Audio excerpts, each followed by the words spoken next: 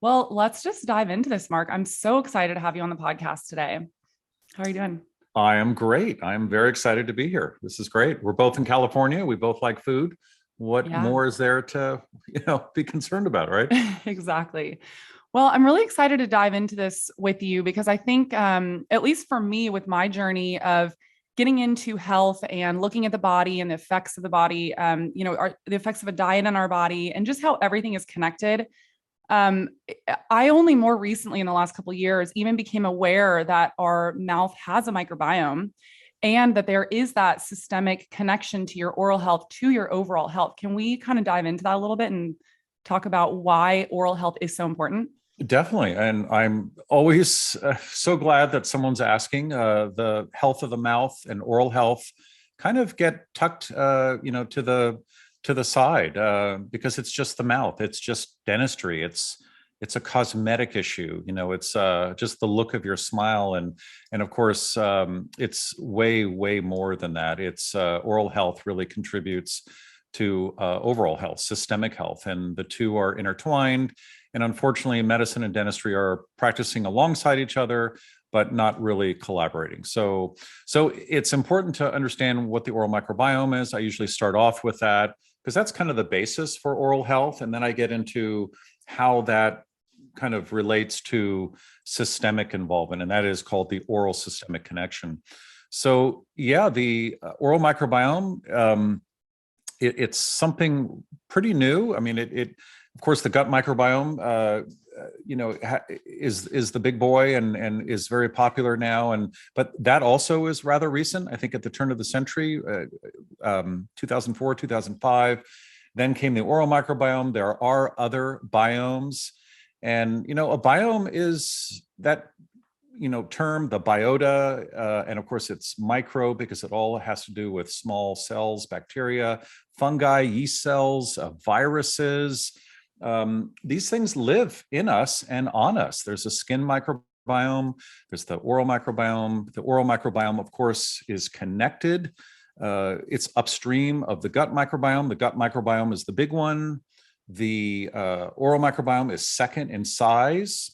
I don't think there's any importance there, and then of course the oral microbiome is broken up into lots of little niches, under the tongue, on the tongue, in between the taste buds, behind the second molar, in the pocket, the gum pocket, in the saliva.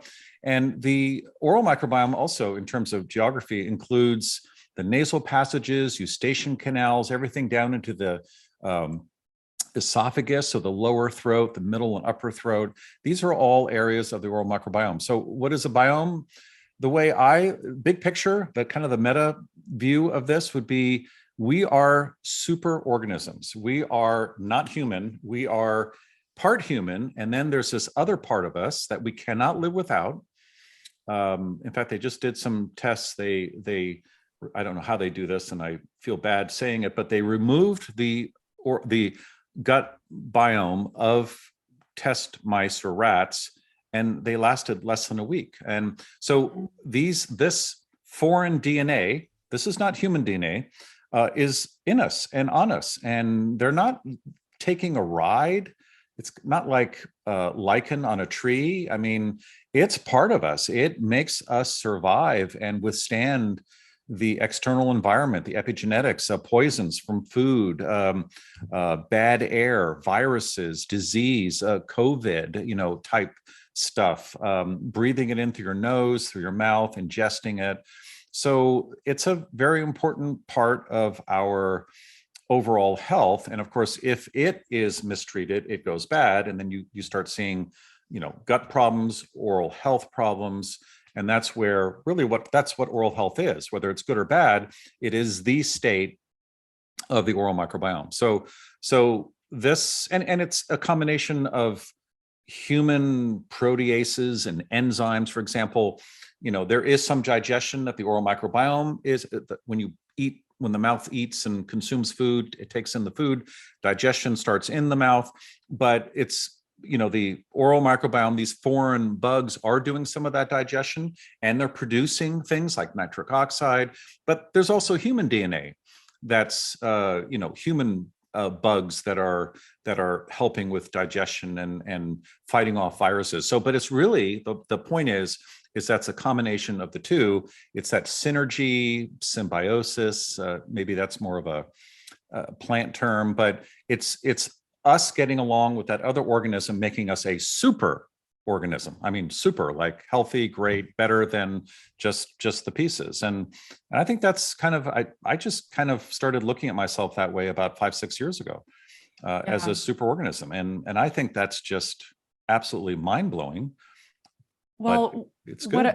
Yeah, it's great. What I found really mind blowing and what first put the importance of oral health on the map for me is I was following a woman very beginning of 2020 when everything started unraveling. And she started posting these studies of the connection to a worser outcome of COVID to having disease in the mouth.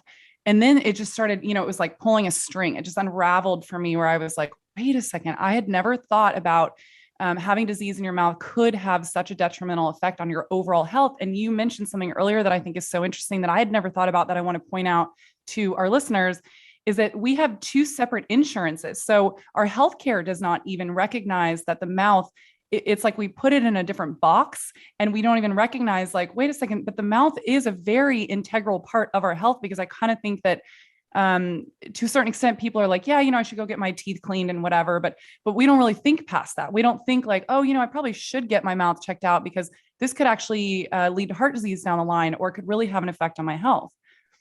That's a great illustration of the problem. I mean, we treat even on a financial basis and a reimbursement basis, third-party basis, it's in a completely different category. The insurance companies have different departments.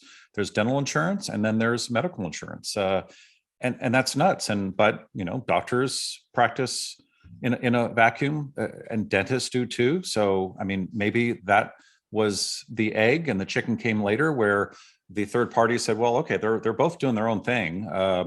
It's really sad. And really what it's led to is a lot of health issues, and a lot of increased cost in our Western, in the US healthcare system.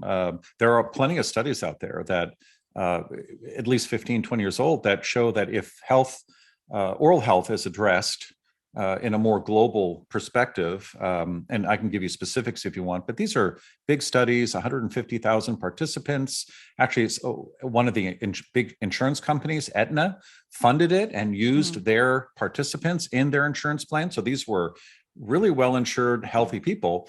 But the study basically shows, or these studies show, that when you address healthcare, oral health, that the costs of overall systemic care or the need for that care goes down by, depends on the study, 24 to 26%. And if you do the math, and I had to do the math, and I hope my numbers are correct, but I based it on what the Medicare costs are in this country. Last year, I think I calculated this. That came out to be that 24% in savings. That was a $7 billion savings. So wow. What are we doing? I mean, the insurance companies, I'm not sure it's their fault.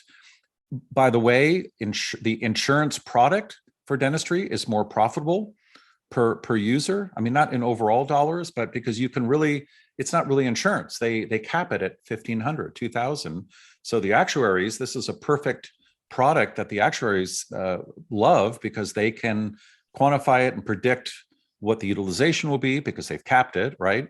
And so then they come up with the monthly payment. Usually a corporation pays that for the employee, and it's an ideal product. It's not so with medical, even though they've put caps now on medical, but years ago, there was no cap if you got into a car accident, and that's where it gets difficult, and that's where the profit is variable. So I don't see it going away soon, unfortunately, because it is a very profitable product, very predictable for these third parties. But it's a great point you bring up. That's a great way to show or illustrate the problem, is that these are same body, all interconnected, mouth to body, vice versa. They're not separate systems, but how we treat it, the people who treat it, their training, the curriculums for it, and the third-party payment system, all separate, very little crosstalk between the two.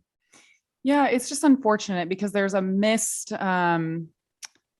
like opportunity there to really help people better their health. But I feel the same way about our healthcare system. It's the same way.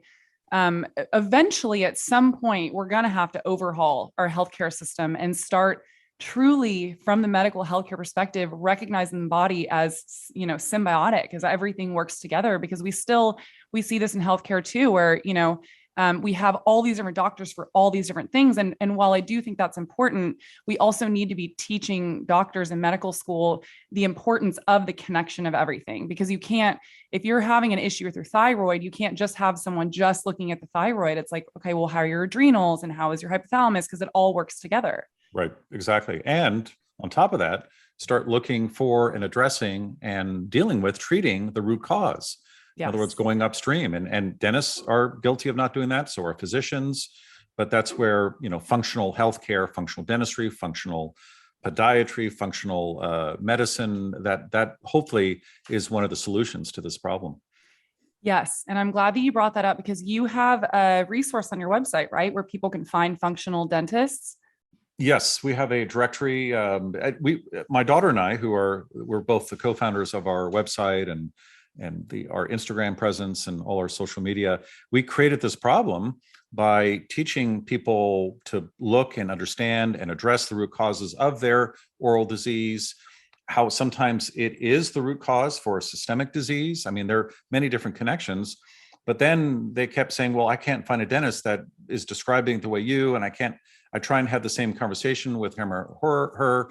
And so we had to provide a solution. So it's been a few years now. It was actually right as COVID hit that we came up with this list and reached out, and we don't have a certification program yet, but it's been working out really well. I get all these wonderful emails just thanking us for, you know, teaching and then providing the solution. It's not perfect yet. We only have about 200 providers worldwide, but it's growing, and it's going to help dentistry as a profession. So it's good.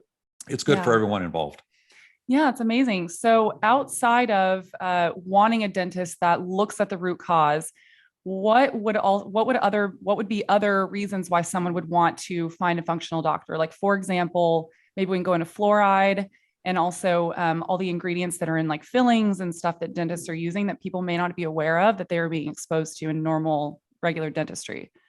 Yeah. So it's a great question. You know, why bother? Why, and what's so great about a functional dentistry? We've talked a little bit about root cause, but functional dentists, because they're looking for root cause, they tend to see the big picture. They tend to collaborate better with the patient's physician. We actually have on our website, we have a letter that the patient can download, a physician can download, a dentist can download is right. Yeah. And then kind of interchangeable. Exactly. Right. And then they can print the letter out, and then the dentist can fill it out. That way the physician knows, you know, how is the patient's oral disease contributing to overall inflammation, vice versa. So collaboration, I mean, functional dentists are great at collaborating because they are looking for the bigger picture, and the bigger picture is that oral systemic connection. For example, if you have gum disease, that affects your blood sugar levels. It can lead to early Alzheimer's. I mean, these are big connections. I'm not talking about a little infection here or a cold, or most chronic systemic infections. At least 7 out of 10 of the big chronic diseases in our nation have some oral complication. And then 2 of them are causative. In other words, Alzheimer's and heart disease can be caused by a dysbiosis, or a kind of a situation of chaos in the mouth where the oral microbiome is not functioning well. Some of the bugs are out of control and growing too quickly. And so a functional dentist looks for this systemic approach. They address the oral microbiome. They're up to speed on the oral microbiome. This is not taught in the dental curriculum, even to this day. It's touched on, but it's really not focused on. The curriculum is full. I mean, dental schools want their clinicians to come out as safe clinicians and to be able to do the work, and I get that. Functional dentists also look for the least toxic materials to put in the mouth.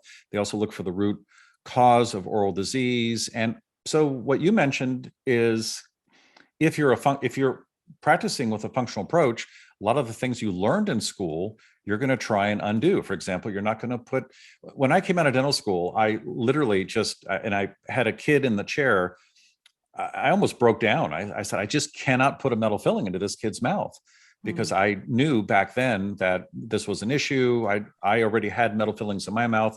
A lot of those kids were my daughters. I had 3 daughters. Thank God they didn't have to have any fillings, but I prevented them from ingesting fluoride. The minute Catherine, co-founder of ATD, I mentioned her earlier, the oldest, the minute she was, well, actually a few weeks before she was born, I went out and bought an industrial grade distiller, because at that time, that was the best way to remove fluoride. I didn't want my kids to be raised on fluoride, ingesting fluoride, even fluoride in the mouth, absorbing it through the oral mucosa. And back then I didn't have the data. It was really a lesser of 2 evils argument. But now I'm so thankful, so are they, that we didn't allow them to ingest fluoride, because now we have plenty of studies that over 80, actually over 70 studies that pretty much all agree with each other. And they're not all from the US. And some of them are funded by the government, the US government. Some are funded by universities. Some are private, from all over the world, Mexico, Canada, Asia. And all these studies pretty much agree that ingestion of fluoride is not a good idea, because it lowers your IQ 6 to 9 points. So in hindsight, thank God, I mean, and mercury fillings, mercury is a neurotoxin.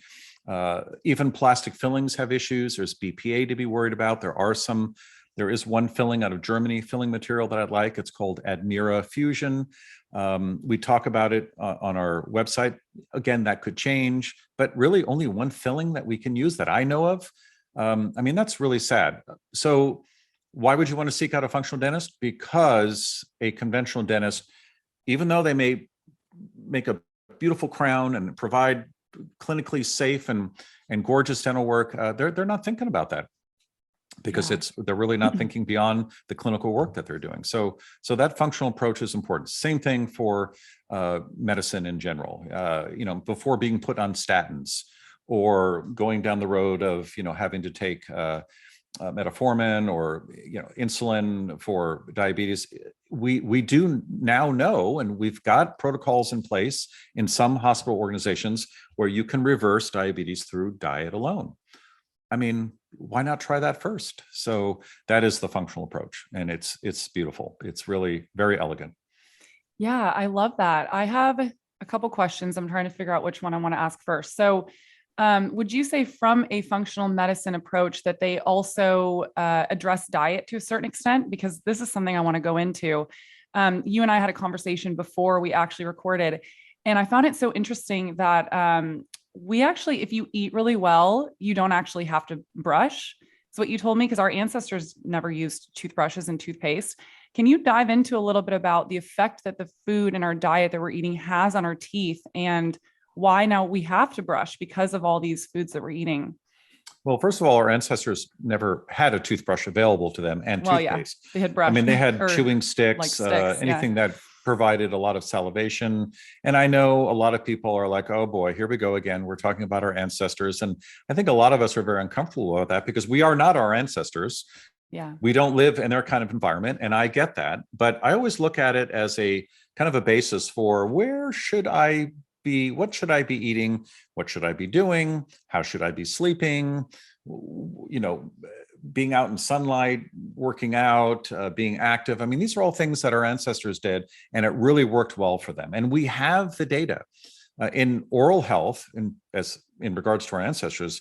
We have some great data, because calculus, the plaque and the tartar that builds up on our teeth and then dries, and you come across a skeleton or a skull, a cranium with an intact jawbone with teeth on it, we can pick up that. We can pick out all the DNA. We can find out what they were eating based on what's in that tartar. Cool. I mean, there's so much we can tell about our ancestors. So I just want to throw that in as a disclaimer. I also want to say that I'm not advocating to not brush your teeth. I just thought this was so fascinating. Well, I'm saying this more for the listeners. I'm like, brush your teeth, please. That's not what we're saying. Just to let you all know, I brush my teeth twice a day. I floss once a day, sometimes twice a day. Yeah. But there are times when I know I can get away with not doing that. For example, this morning, I'm here in Napa, and locally they make these nitrate-free meat sticks with organs in them and everything, and they're line dried, and there's a specific window where you want to eat them, and they're delicious. So I chewed on 2 of those sticks, had a iced, freshly brewed, and then iced a green tea that was fermented. I mean, you really don't need to brush after that. That's a meal where the bacteria, that oral microbiome, will not get upset by. It will not. For example, there's a bug that we know causes decay. There's also a bug that we know causes gum disease. It's more complicated than that, but the strep mutant bug is a big player. And we all have these potentially pathogenic disease-producing bugs in our mouth. We have the bug that creates ulcers, the E. pylori bug in our mouth. We have yeast cells. We have all the players in our mouth. That is a normal oral microbiome, same as the gut microbiome. But it's when the strep mutant bug becomes dominant that things go awry. And that's when the acid levels drop in the mouth. That's when the teeth start demineralizing, i.e. forming holes in them, cavities. And well, how does that happen? Well, if I had Captain Crunch this morning, or Cheerios even, a lot of people think Cheerios is a healthy cereal. These are highly processed, broken down, bleached, enriched. Enriched means everything's taken out, including the good stuff, right? And sometimes they try and put it back in. That's a complete failure. But so it's whether the food is fermentable, easily fermentable by these bacteria, refined, high in sugars. These are the foods that create an oral microbiome dysbiosis. In other words, i.e., the strep mutant bugs becomes dominant, and it becomes a bully in the mouth, and it wreaks havoc. And the other aspects of the oral microbiome that try and keep everything under control. There are cells. I just read this morning. There are cells. The theory is that there are cells in the oral mucosa that keep, what is the bug? The fusobacteria, which is a pretty pathogenic bug in the mouth. It keeps them under control. But if you start feeding bad foods to certain bugs, become big players, and that's when everything goes wrong. That's when you get gum disease. And so diet is very important. And we talked about this. I think diet is number one. Dry mouth is up there as well. And then number 3, so one and 2 would be dry mouth and diet. But dentists typically are, not brainwashing you, hopefully not brainwashing you, but they are blasting this message, what I call the holy trinity of dentistry. It's see us twice a year, floss and brush. That doesn't address the root cause of all the problems, and that is diet, dry mouth. The third thing on the list is definitely brushing and flossing. We call that biofilm management.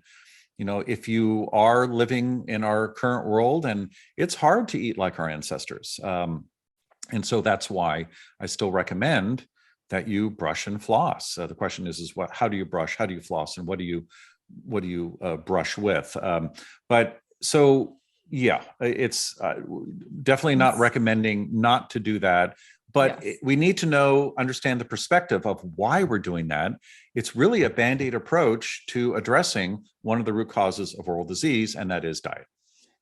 Yeah, well, I was shocked to find out, I believe it was from you and your amazing account on Instagram, that one of the worst offenders is goldfish. Yes, I like to pick on goldfish. Yes, and it makes so much sense when you logically think about it, because think about it, it's becomes this sticky thing that gets stuck in your teeth. Right. Very finely ground up. It's already finely processed, and then you moisten it, and then the acid levels drop. And again, it's not just goldfish, but I pick on goldfish because a lot of parents think that's a healthy snack for their kids. And I can't tell you, when I was in the city seeing my grandchildren, our little one, Jack, is not even a year old, and he's sitting in a stroller. And so we were there with our daughter and son-in-law strolling through the city, and then a lot of other strollers come, and you can see the goldfish on the tray that's built in to the stroller, and they're just constantly snacking. So it's not only how much you eat and what you eat, but it's the frequency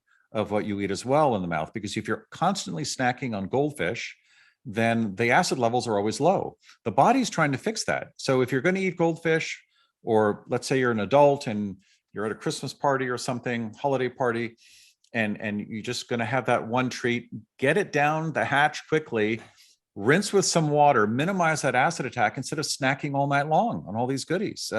Because a lot of my patients were programmers and engineers in the Silicon Valley, and they literally were sipping Coke all day long in their cubicles.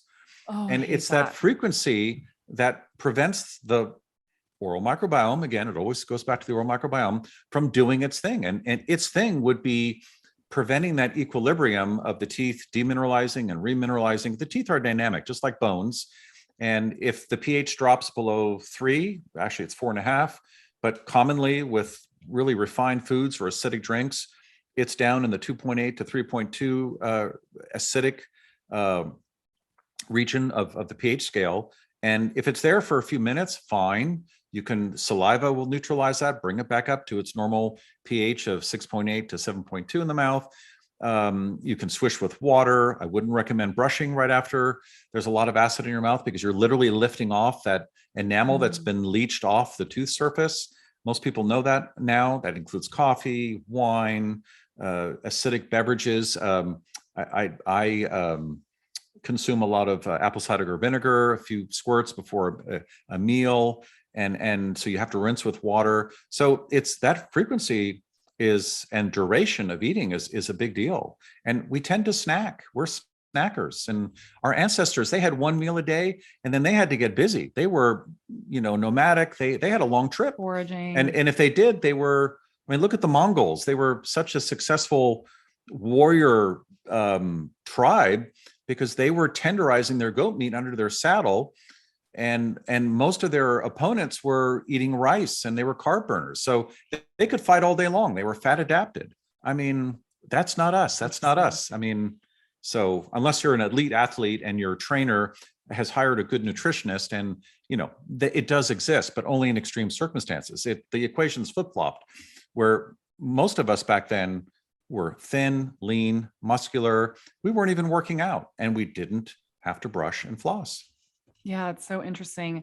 Well, and I would add on too, if you're at that party and you have that snack, like the crackers that get stuck in your teeth, maybe afterwards eat some carrots. Yep. Because carrots are good for your teeth, right? Totally. Fibrous, good prebiotic, literally scraping your teeth a little bit. It also, that fiber neutralizes pH. There's a lot of water in carrots.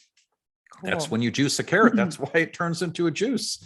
Yeah. Fiber or no fiber, depending on how you juice it. But those kind of water containing, celery is another example, very aqueous, high water content.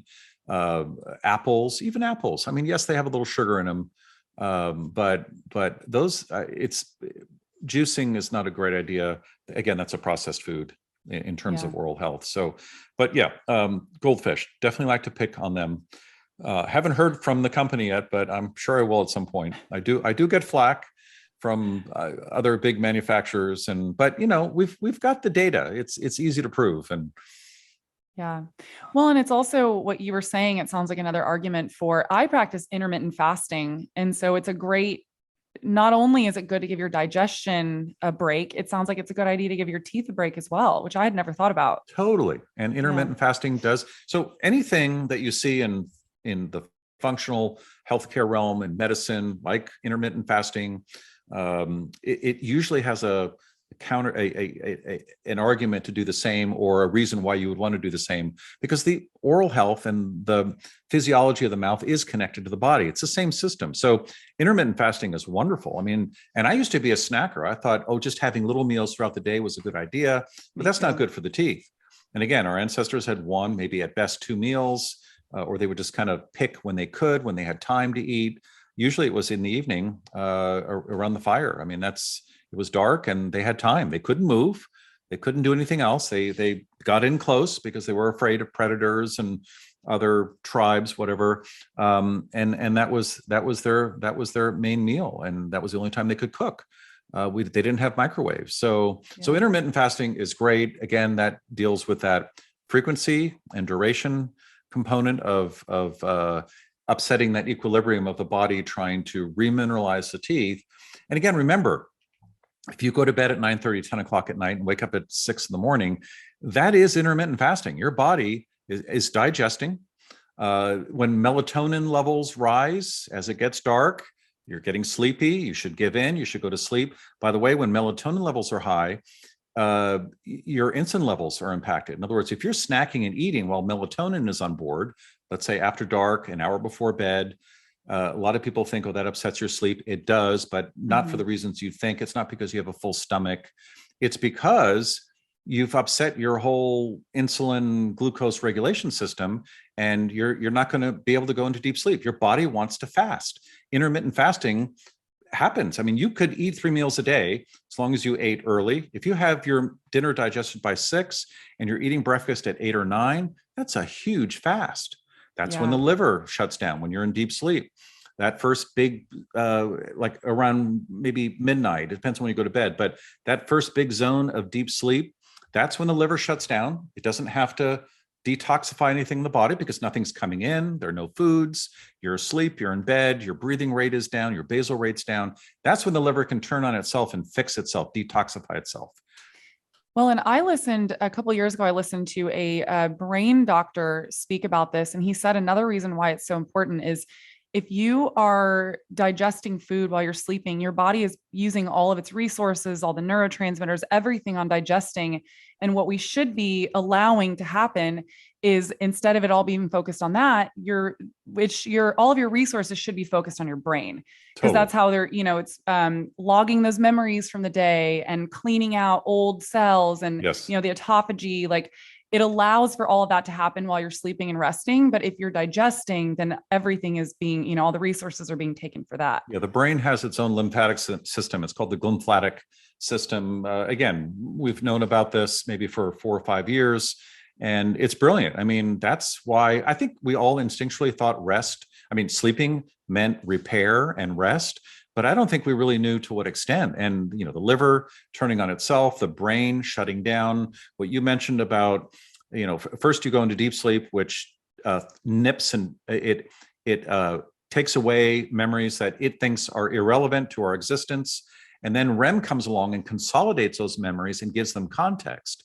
So, and that's why the staging of sleep is so important. So when you wake up and you were chased by a mountain lion a few weeks before, you know what to do next time. You have a plan in place. That's what the brain's doing. Yes, it's detoxifying itself. It's clearing out all the garbage.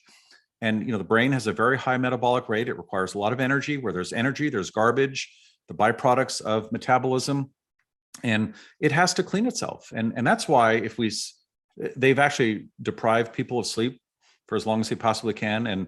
And you die within, I think it's 4, 5, 6, 7 days. I mean, you can go longer without water and food. I mean, that's how important sleep is. So sleep is underappreciated in our society. Yeah, it really is. And speaking of sleep, why do people tape their mouths? You've mentioned this a couple of times, and you said that dry mouth is the second most important thing we should be paying attention to. Why is that? Well, let's just look at it from the aspect of a practicing dentist and oral care. So as you just mentioned, if you fall asleep, and remember, this is that period of time where the body shuts down, that includes the saliva glands.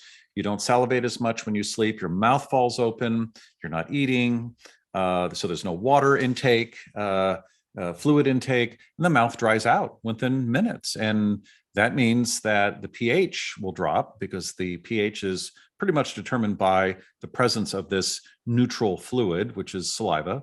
And when that happens, then if there are areas that are trying to demineralize, again, start a cavity, then that will continue while you're sleeping at night. It also changes the makeup of your oral microbiome. And it can create that chaos that I referred to earlier, where certain bugs will become dominant because they can. It's like, okay, the door's been left open, literally.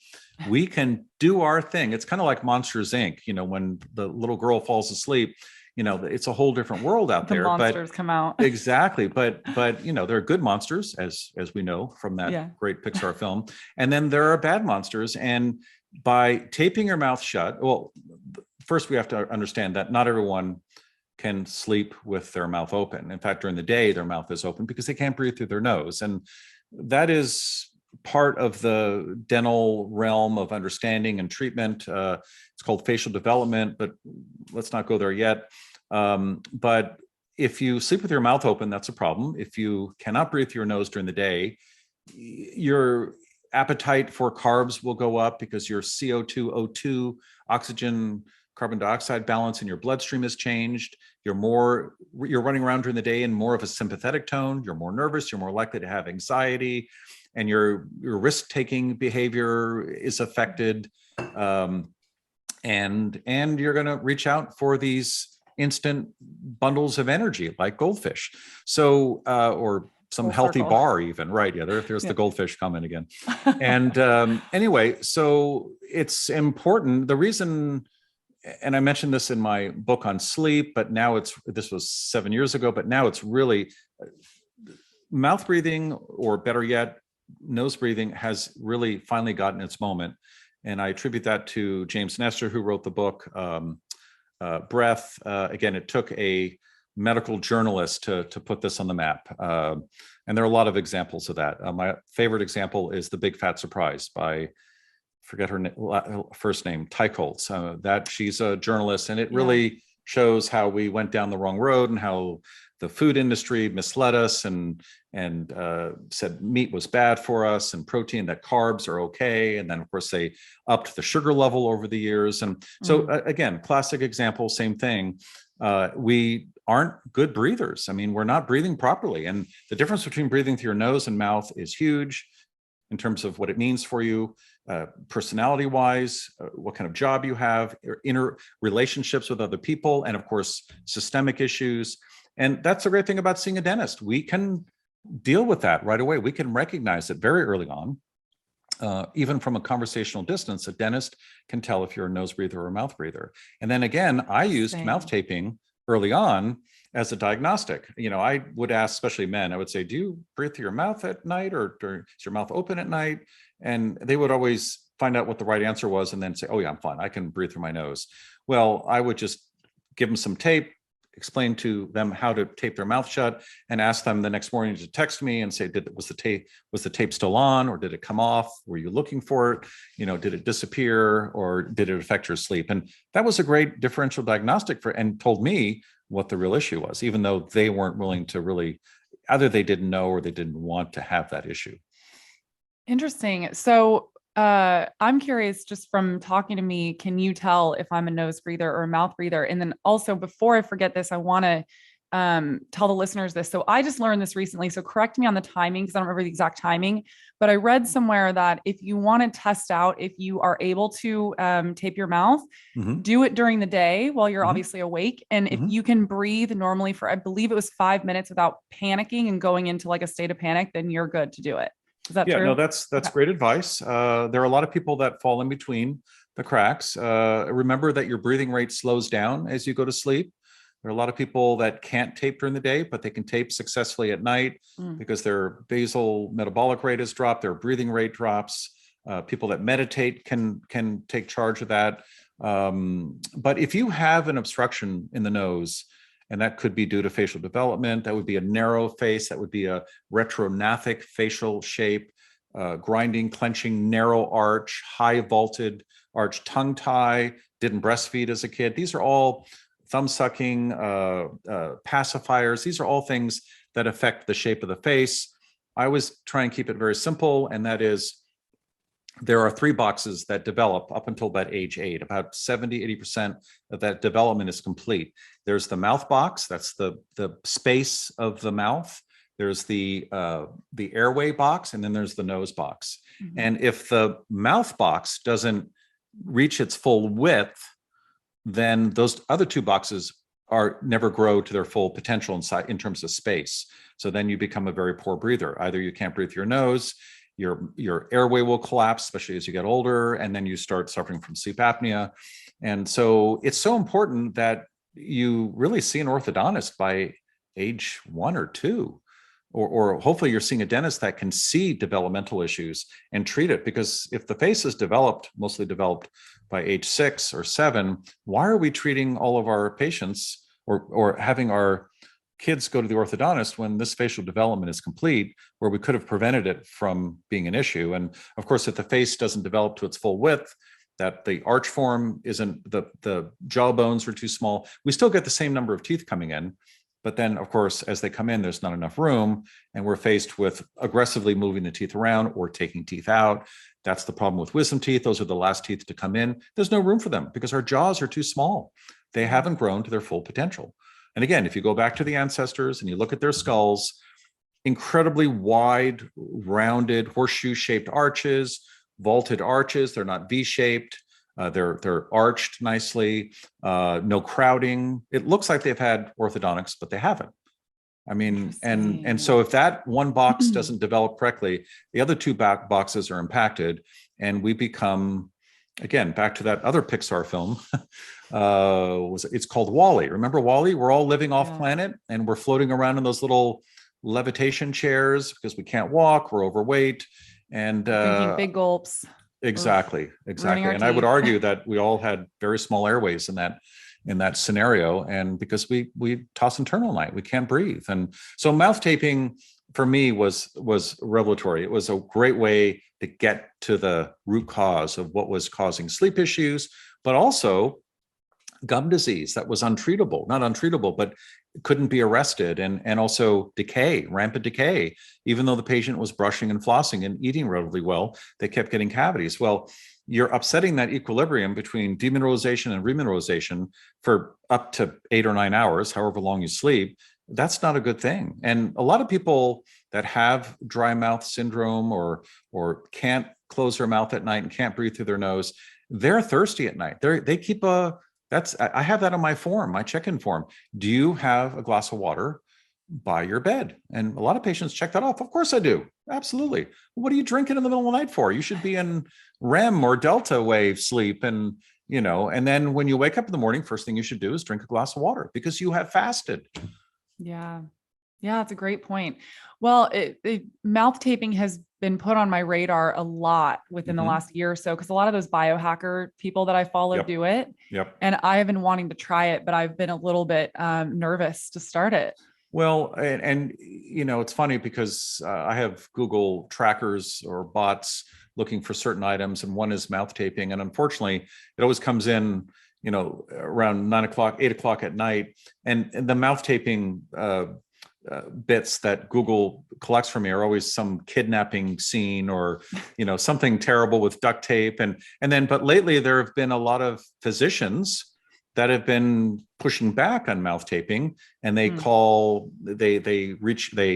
criticize the TikTokers that are talking about mouth taping. And that's the resistance I got a long time ago. I literally had to find and train an ENT locally to think like I was thinking, and that if we couldn't, if the patient didn't pass the mouth taping test, then, well, the ENT would get a referral for the lack of the ability to be able to breathe through their nose, and maybe even a sleep study. So mouth taping is very simple. I have some here. You just have to use the right tape. I prefer 3M NextCare. I'm not affiliated with them in any way. It's kind of a gooey, pliable tape. Of course, I have facial hair. You just put it on there horizontally. It's not a perfect seal. It's just a reminder. And the minute you need air, guess what? Your body is good at breathing, even if you're in deep sleep. Again, if this was like a 6-month-old, I would say no taping, although we have special tape for the young ones. It's more of a girdle with an opening in the middle. But at a certain age, that drive to breathe is so strong that the minute you open your mouth, let's say your nose, you can't breathe through your nose, or it gets blocked, or let's say you vomit. That's what a lot of these physicians are talking about. The vomiting is such a violent, rigorous, involuntary kind of primal response to getting something out of your gut, and it happens quickly. And it's the tape is not even the issue. By the time the occurrence occurs, I won't be descriptive. The tape is not even on there. The mouth is wide open. I mean, and I always tell patients that are nervous, and by the way, the ones that are nervous and say, "Oh, I can't tape," they know subconsciously that that'll never work, because they know, and those are the patients that are dental phobes, that don't like the dentist, because I'm working in their main airway. I mean, if the nose is online, then I can work in the other, area where air comes in. But if you can't breathe through your nose, patients don't like to be laid back. This is why waterboarding works so well. You're blocking the nose. You're pouring water into the nose, Yeah. and breathing becomes very difficult, and it's a panic moment. Think of that on a daily basis, and what does that do to you? It raises your sympathetic tone. It makes you a very nervous person, edgy, tired, exhausted. Your adrenal glands are always being taxed or overtaxed. I mean, so if you can't pass that test of mouth taping, and again, it's perfectly safe. Just don't use duct tape. You can tape vertically. It's a reminder. That's all it is. It's not a perfect seal. If you were just to open your lips a little bit, the seal breaks. It's a reminder. And if it's on in the morning, you're fine.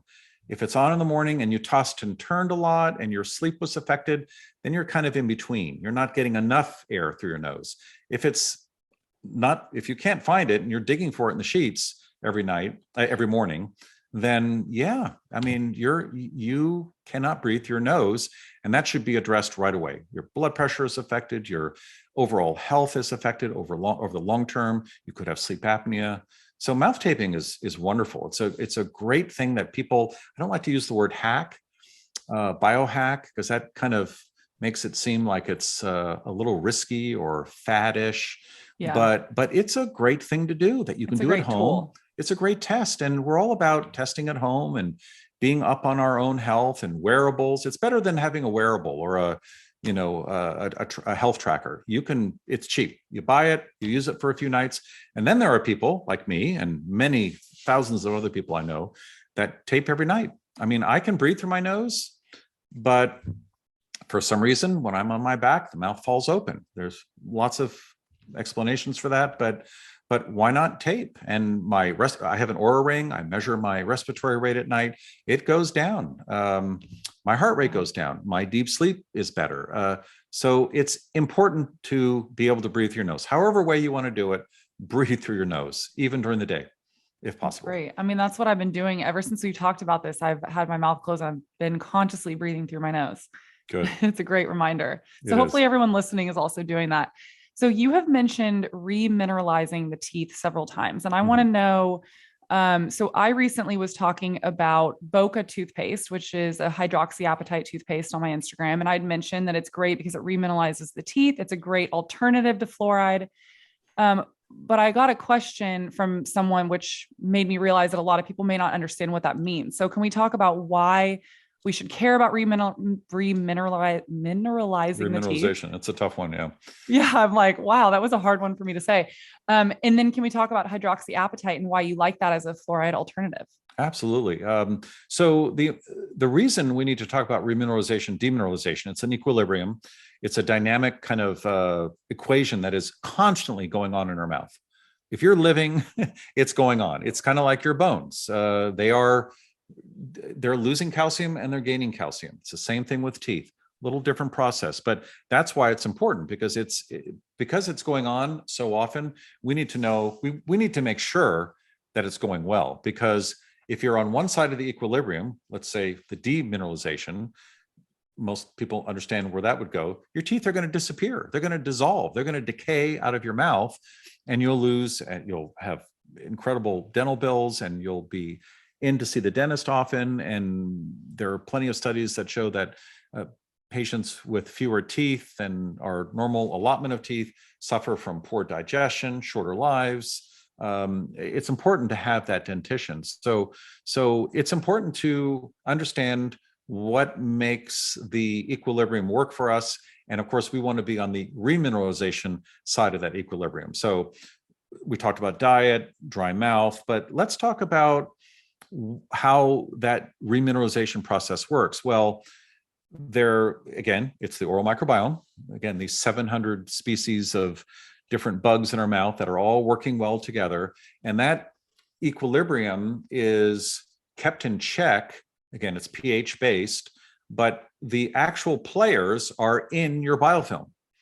So that biofilm that you're scraping madly with your toothbrush to remove and to get that clean, slippery feeling, and maybe you're using oral products that will dissolve that, or emulsifier surfactants or that will thin it out. I mean, that biofilm is there for a reason. These teeth are inanimate objects in the body, and when there's an inanimate object in the body, there's usually a biofilm on it. That biofilm is a living layer of bugs, and those bugs are pulling the building blocks of remineralization, which would be calcium, but it's also boron, phosphorus, and other minerals that we get from our diet. And that, let's pick on hydroxyapatite. Let's use that. That's the main building block. That is the mineral, the building block, the largest particle and makeup of teeth, hydroxyapatite. So it's biomimetic. So if you're using a toothpaste with what's already in your tooth, it's not fluoride. Fluoride is not naturally found in teeth. It's not a nutrient, an essential nutrient. Then it gets dissolved in saliva, and that the bugs in the biofilm grab from that as a reservoir and pull it across that biofilm layer and provide it up against that surface that has to be remineralized. So if you're using the wrong toothpaste, that's definitely going to affect your oral microbiome and make it so that the bugs in the biofilm aren't doing their job. You may not have enough of that building block that's necessary to rebuild the tooth. The dry mouth, of course, would slow that whole process down because you're demineralizing quicker than you can remineralize. And then, of course, diet. So hydroxyapatite is wonderful because we've been talking about fluoride. We've been using it. It's in our water. After it was put in our water, the toothpaste company said, ooh, everyone knows that fluoride's good for you. Back then it was, without any studies, all correlation. Let's add it to our toothpaste. But of course, they couldn't add it at the same strength that everyone was ingesting it at. So they just added a little bit less, and then they marketed it as being an anti-cavity formula. And that is so far from the truth. The good news is that hydroxyapatite, which is biomimetic, it's a natural source. It dissolves in the saliva and is in solution, and then is always there to be brought in by these bacteria that are helping protect your teeth. That's what the biofilm does. You can swallow hydroxyapatite. It's already in the tooth. It's a like biomimetic material. It's wonderful. And I think the moment that I realized that we really need to start talking about this product, again, it's been in use in Japan for like 30 or 40 years. The soluble form of it was discovered by NASA. They were looking into bone density and zero gravity and all that. And the Japanese market has had it, and they've used it. It's safe. The Europeans use it. It's just coming available in the US now. It should have been here a long time ago. But again, the US is the big fluoridation center of the world. There are more people drinking fluoridated water than the rest of the world combined. And it's all here in the US. So, but the moment for me was when I realized that not only if toothpaste is being swallowed by a child, that's bad. When you go to the dentist and get that fluoride varnish, that's being swallowed by the child. By the way, that's quite a bit stronger than what's in the water, than what's in your toothpaste. And then why not use something that works as well as fluoride topically? That's what we're talking about now. Getting it into the saliva, then providing building blocks for that remineralization equation to be working well. Why not use hydroxyapatite? Because it actually works better in some cases. It rebuilds the tooth smoother, shinier. It may actually whiten your teeth, and it can be swallowed indefinitely. It's calcium. It's like taking a calcium supplement. The other thing that really scared me, and this is rather recent, is that the oral mucosa, this is the lining of your cheek cells and the floor of your mouth, that's one cell thick, just like the gut. It's not like the skin, but we all know that if you use the wrong sunblock with the wrong chemicals, that those chemicals are found in your bloodstream within 20, 30 minutes. Well, it's the same and even more readily possible that all that fluoride gets absorbed through the oral mucosa. So any kid that's using fluoridated toothpaste, and then of course all the other chemicals, the pesticides, the soaps, the emulsifiers, the surfactants, all of that is being absorbed and going into the bloodstream of your child. And guess what? Once fluoride, for example, is in the bloodstream, it gets into the brain. And then of course we have all those studies that because it crosses the blood-brain barrier, right? Exactly. Yeah. And the blood-brain barrier, for people that don't understand, that's literally our body's way of protecting us from these harmful chemicals. But once it gets across that blood-brain barrier, you don't have that protection anymore. Exactly. Right. And that's what's so concerning about fluoride. And this is also really important. Another reason why we should be filtering our water. I talk about this a lot on the podcast. It is so important because you want to be filtering out not only the fluoride, but the chlorine and the pesticides and the pharmaceuticals and all that. But then because we are so concerned about the minerals, like we were just saying, because we want, minerals are very important to our health and for our teeth and everything. You want to be adding those minerals back in your water afterwards. Absolutely true. Yes. Very good point. Yeah. And I mean, again, back to when Catherine was born 34 years ago, a few weeks before she was born, we bought that distiller. And then of course we added the minerals back, trace elements, boron, phosphorus, all these things that are important, of course, for the teeth, but also for the rest of the body. And of course you can get minerals through food. Everyone that says, oh, distilled water is bad for you because you've taken out all the minerals. Minerals don't just come from water. They come from your food as well. Unfortunately, yes, there's another argument that our food supply is very mineral deficient because of our soil and our farming practices and all that. And that is true. But I think distilled water is the way to go. If you have a reverse osmosis device, that works pretty well, although it wastes a lot of water. There are countertop filters. We just switched our recommendation on countertop filters. For $30-$40, you can get a good unit. It's on our website, and that filters out fluoride. And not all of them do. There's only 2 that I know of, and we've only recommended the one because the other one, actually, they were finding microplastics in the filtered water. So, can you name that one? Yeah, sure, I can. It's what was it? a zero water. And again, I'm not. Okay. This is independent information that I'm getting from an independent organization that tests all this. And the new one, again, it's either on our website now or will be soon. It's called Clearly Filtered, and they're both about the same size. Those little jugs, like the Brita jug. The Clearly Filtered one is rectangular, which I think is a better design. When you put it into the refrigerator, it's square. It's rectangular instead of round. That's wasted space. It pours better. Filters are a little pricey, but the initial investment's $40. I mean, and then you get, I think it's 200 or 300 gallons of really well filtered water. So there should be no financial barrier there, hopefully, because the big units, like the distiller that I bought from Canada, that was $2,000, and it needed monthly maintenance, which I did. Wow. And if you have hard water, you're cleaning out the steam chamber, and reverse osmosis, of course, as you know, wastes a lot of water. There's a lot of wastewater, and of course, if you're trying to save water, like we are in California these days, or should be, that's a problem. So, but the countertop solution, it's there. You can, again, I recommend that before you get pregnant, make sure you're not ingesting fluoride, because you never know when you're going to be pregnant. Yeah. And then when you're pregnant, of course, do not drink fluoridated water. It passes the placental barrier, and then the blood-brain barrier if you're fetus. And then, of course, when your child's an infant, if you're mixing up formula. Unfortunately, formula has a lot of fluoride in it already. I think there's a German formula that is a lot of moms. It's called Hall, or Holly Organic. It's HOLLE. Yeah. Right.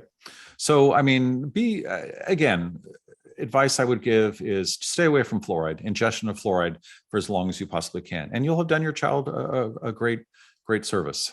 Yeah, it's really important. So now that we know that, what are your favorite toothpastes? And then also favorite mouthwashes, or do you not recommend people use mouthwash? Right. So I'm not a fan of mouthwash, even if it's got essential oils in it and it's very homeopathic or natural or whatever label you want to use. I've actually had a lot of influencers call me. One was in New York. He burned himself using a very natural mouthwash, and it was high in cinnamon essential oil, and it literally burned him. He couldn't, his business is getting on Instagram every day. He couldn't do it for 2 weeks because of a natural mouthwash. Actually, I take that back. It was a toothpaste, but it can also be found in mouthwash. But let's say salt water, which is pretty benign, and salt water is a great way to go. I tell, if you have tonsil stones or if you have a sore throat, gargle vigorously with salt water. Use a supersaturated solution of salt water. If you have canker sores, it just speeds up healing. It's very friendly to the oral microbiome and the oral mucosa. Do not use hydrogen peroxide. That kills a lot of bacteria in the mouth. Very strong bactericidal.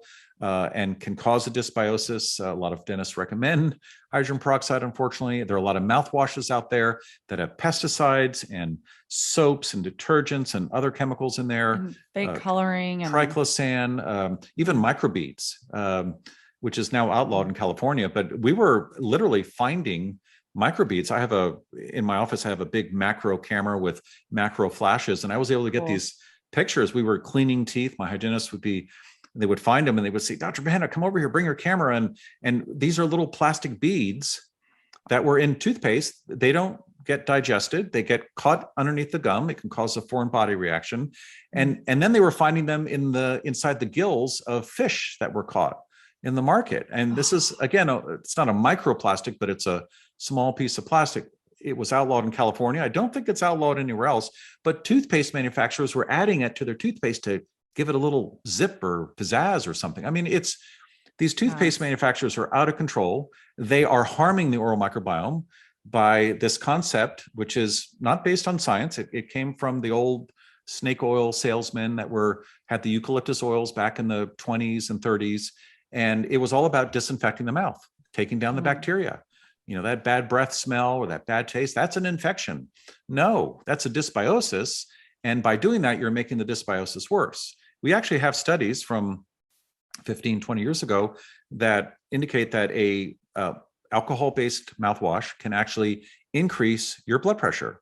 How does that work? Well, it's killing the bacteria on the back of the tongue, for example, in your oral microbiome that produce nitric oxide. Nitric oxide is needed to lower your blood pressure and provide a softer tone to your blood vessels. It's also antiviral, and it really came to light during COVID. But so they're providing products that are actually causing disease. So my favorite products are products that are oral microbiome friendly, and there are very few.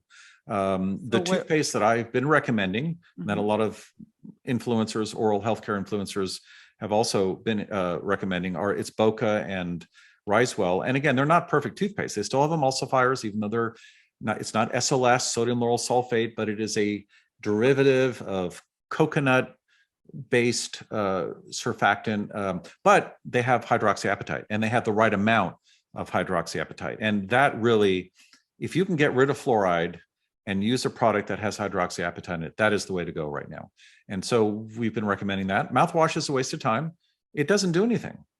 I mean, oil pulling does, but that's because you're swishing, or you have in your mouth a natural surfactant. That's how olive oil or coconut oil works. It thins a lipid layer, which is what biofilm is, cells.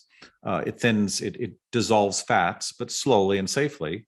And again, the only reason these toothpaste manufacturers add those chemicals is not, they have no claims that it improves your oral health. It's there to make big batches of their products so that their profit is higher.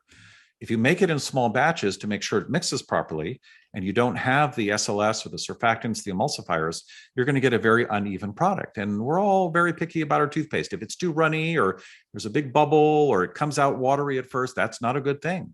So it's very hard to make. Toothpaste is completely a man-made product that is a Band-Aid to our current situation, and that is to our terrible diet. So there are a few I recommend. I would like to see better toothpaste, and I am happy to report that something is coming. And as soon as I'm aware of it, I will let you know. A lot of people have been asking us. I mean, hundreds of thousands of people have told me, put me on the list when something better comes out. And recently, something is coming, and I'll let you know. So, and if it's safe for your children, of course, the adults can use it, but really we need a toothpaste that is oral microbiome friendly and won't harm children and help them get fewer cavities. Yeah, absolutely. That's what we need. So it's the opposite of where, and again, dentistry has been promoting it. I mean, we're just as guilty. I don't want to just single out big corporations. I think it was a chicken or egg thing. It's like, okay, dentists were trying to disinfect the mouth. Well, then the industry came in and said, okay, we'll help you do that. And then we're okay with that. But we should have provided, we need to be more evidence-based. And we have the evidence. We've had it for at least 20, 25 years. It's slowly changing. And unfortunately, it's coming from not unfortunately, but fortunately now we've got boutique brands that are providing good alternatives. But we need to take one more step more, and I'll let you know when that happens. Yeah, please do, because I also want to tell my listeners. So we'll definitely talk about that on the podcast. Great. You mentioned something in a conversation that we had before, and I'm so curious to know, because you didn't actually tell me what happens. What happens when you wash your hands with Crest or Colgate? Oh, you didn't try it? No. Oh. Well, so I don't even have that in my house. I know. That means you have to go out and buy that stuff, man. I That's a know. And I was crime in like, itself. yeah, I was like, I don't want to I will give them my tell you, money. I just get a kick out of this. It came up in our conversation, and it's a YouTube video I did a long time ago. It's on our YouTube channel, Ask the Dentist. And it just occurred to me one day, because I took a lot of food science in college before I did my pre-dent, and I know how things are made, and I know about emulsifiers and the process of saponification, and I know how it affects the cell membrane and all of that. And I just kind of put it all together. I said, okay, if this is in toothpaste, then a great test would be to wash my hands with Crest or Colgate. Those are the two I used. It was just their standard formulas. It was at my other house. I went in there. My daughter was filming me, and I didn't know what the outcome would be, but I kind of had an idea that because these are drying agents and surfactants, that it would take off the natural oil that we have on our skin. I had no idea it was going to be as bad as it was. My hands felt chapped, like for a good 50, maybe 120 minutes. They felt really strange. I kept rubbing my hands like, I had rinsed them. Yeah. Toothpaste should be very soluble, by the way. It should be 100% instantaneously soluble. It should dissolve, especially if there's a material in there that you want to be absorbed by the teeth, like hydroxyapatite. And it was just such a weird feeling. And then finally my hands returned to normal. But I would encourage people to take the toothpaste that they're using, let this kind of be a test, wash their hands with it. Again, the epidermis is much thicker than the oral mucosa. So what happens to your hand is very much so, even more so, happening in your mouth on the oral mucosa. And again, this is a very thin, one cell thick membrane that's very permeable. A lot of things are passing into the bloodstream.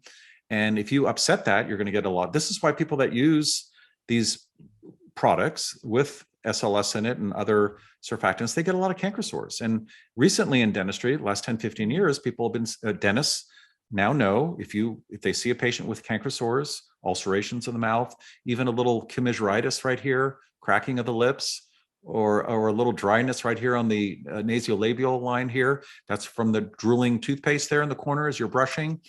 That's drying out your skin. And the skin is tougher and more resilient than the oral mucosa.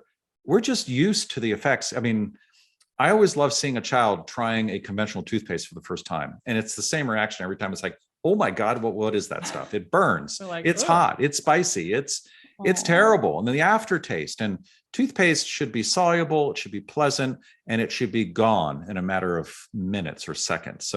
But unfortunately, that's what we're used to. And in fact, most of us are looking for that burn or that explosion, that nuking of the oral microbiome. It's nuts.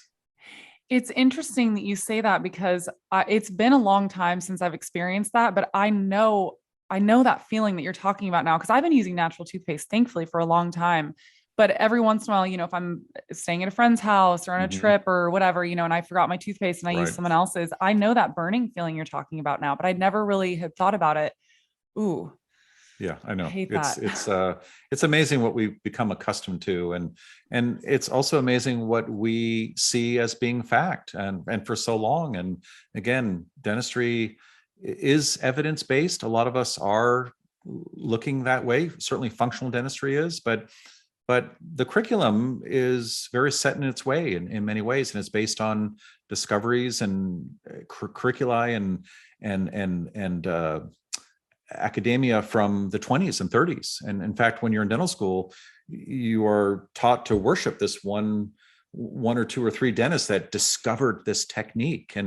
But has it been revisited since? That's the question. So it's a great point. Before we go, there was one more thing that I wanted to address. So I feel like it's important to point this out, just because right now there's such a push for people to go vegetarian and plant-based. And I want to give a caveat. I always like to remind my listeners that I'm not here to judge or shame you. If you are eating a plant-based diet for religious reasons or moral reasons, I fully respect that. My only purpose to bring this up is if people are trying to do a plant-based diet because they've heard, in mainstream media that it's healthier for them, and that's the only reason. I would ask people to second guess that, only because there's a lot of different things that I've been talking about in different podcasts. But anyways, you said something on this subject that I found really interesting, that you often see people who are vegetarian have swollen gums. Why is that? Yeah, that's a great question. And I don't want to get involved with the religiosity of, vegetarianism and I know. being a carnivore and all that. And I have three daughters. One daughter is a vegetarian, and she does take krill oil and other things. But yes, so I mean, Also, we don't have to go into it if you don't want to, but no. okay. I'm Because I happy know to it is a because it's touchy important. subject. It's Yeah. important, but to answer your question, which is a great question, there are hormonal effects. A lot of, for example, I mean, I'll just cut to the chase. A lot of women that are vegetarians have suffer from PCOS. I mean, it does, not having an animal diet and a saturated fat diet does lead to hormonal issues. And I remember our conversation now. And it started, so a dentist can tell whether a woman's having her period a week before, typically, because there is an increase in inflammation in the gums, and the reason for that is there are hormonal changes that occur there are changes to the vasculature in the gums, and the gums are a very fragile blood supply. The only other fragile, thin, small diameter tubing, very vascular, dense tissue that I can think of would be in the kidney, in the glomerulus, in the Bowman's capsule. And again, that's for surface area and filtration. But those two areas, the gums and the kidney, that part of the kidney, get blown out the minute there's an elevation in blood pressure, because it's a very fragile blood supply. And those blood vessels have to burst for there to be bleeding. And that is hormonal. So the connection is that diet can have an effect on your hormones, as does your period or pregnancy, for that example. We have a term in dentistry called pregnancy gingivitis. And it's something that we get concerned about, because if you do have that or exhibit that, then there's a high likelihood or a predilection to low birth weight and early term birth. So it's important that your dentist recognizes all of this. And that's why prenatal advice is so important when it comes to oral health. A lot of women that go in that are pregnant and already have gum disease have more complications. It's important. So, but it's an important conversation to have, and I think sometimes people skirt around some of these conversations because they don't want to hurt people's feelings. And of course, I don't want to hurt people's feelings, but I also think it's really important to deliver people the truth. I mean, I feel so strongly about this conversation now because I was vegetarian for 5 years. And no one ever told me that there was a possibility that I could have crazy hormonal imbalances. And that's exactly what happened. Yep. I think had I continued down that path, I would have ended up with PCOS because my hormones were so out of whack. Yep. And I see this a lot. Of course, it doesn't happen to everyone. It doesn't mean that it won't happen eventually. And again, it's personal choice, but absolutely, I'm here as an educator. That's what the verb to doctor in Latin, the root of the verb to doctor means. It's not to heal, it's to educate. And it's not my place to tell anyone what to do, but it is my role to educate and let you know, here are the consequences of your behavior, your lifestyle, seeing the wrong provider, this and that. It's just, as long as you know what you're doing. And again, my middle daughter has a great answer for that. And her online business is cruelty based. And she's doing very well at it, and she's committed, and her excuse is it's worth it. It is worth it not to eat. So I get both sides of the equation. I was a vegetarian as well. And it didn't work well for me. But again, it's a choice, just like smoking or abusing your body in other ways is a choice. And in America, that's a very sensitive topic, and subject. So, but it's just good to talk about the data, the evidence. Where's that? And then after that, and maybe there's a solution there. Again, these impossible meats. Oh my God, huge industry, lots of profit, and they're selling to the public an inflammatory food. Yeah, it's garbage. With industrial seed oils. Yeah. I mean, it's just, where does this end? It's corporate greed that misinforms us. And it's up to us to let everyone know that impossible meat. I mean, if you want to be vegetarian, stop eating impossible meats. It makes things worse. Well, it's not only inflammatory and just garbage for our bodies, but what people don't understand is these plant-based meats are coming from the same industrial complex that Yes. are causing the issues that we're seeing right now. Right. Environmental issues, ethical treatment of animals, Yep. and our health as well. Because people don't realize that these monocrops that they're sourcing these ingredients from are killing all of the animals that live on the land. They're killing all the insects, and so the birds don't have The food soil, anymore. it's killing the soil. Killing the soil, so then it's Right. affecting our health. Right. And I mean, across the board, it's catastrophic what's happening right now. And then, but we're seeing, because there's such a huge monetary push behind it right now, we're seeing in mainstream media like, oh, this is so good for the environment and it's good for your health. And I'm like, no. Yeah, I know. It's crazy. We it's very human. Our solutions rarely fix the problem, but we get very excited because of some new data or a new product, and then we go down that path for a while, and then we realize the errors of our ways, and then we start over, and that's just kind of the human condition, unfortunately. So but hopefully we're all learning, and we'll all get to hopefully it won't end up where that movie Wall-E, where we're in space floating around on a big cruise ship in our flotation devices, and that scares me. And a lot of people laugh when I say that, but we're not too far away from that. Yeah, unfortunately. Well, yeah, we're ruining our environment, the planet, and we'll probably have to leave eventually, and our bodies will not be in good shape. Trust me, we will be compromised, and technology will probably save us, but what will the cost be? Yeah, no, that's a great point. Yeah.